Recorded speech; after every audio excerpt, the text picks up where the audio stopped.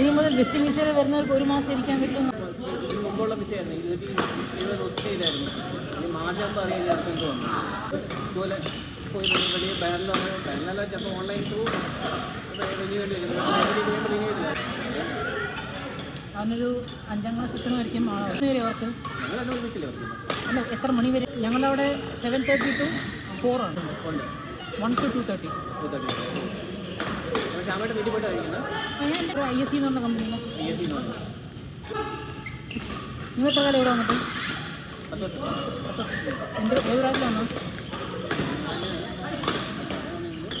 ബഹറിലാണ് വന്നത്. പിന്നെ അവിടുന്ന് ദുബായിൽ നമ്മുടെ ഇവിടെ വരാൻ കാരണം എന്ന് വെച്ചാൽ നമ്മുടെ അങ്കിൾ ത്രൂ ആണ്. അങ്കിളിൻ്റെ ബിഗ് ഫ്രണ്ടാണ്. എറണാകുളത്തായിരുന്നു. നമ്മുടെ ആൻറ്റിയുടെ വീട്ടിൽ സ്റ്റേ ചെയ്തിട്ടായിരുന്നു പഠിച്ചത്. കളി സ്റ്റാർട്ട് ചെയ്യുന്നത് ഇപ്പോൾ പറയുകയാണെങ്കിൽ 2000 സ്കൂളിലാണ് ഞങ്ങൾ കളി സ്റ്റാർട്ട് ചെയ്യുന്നത്.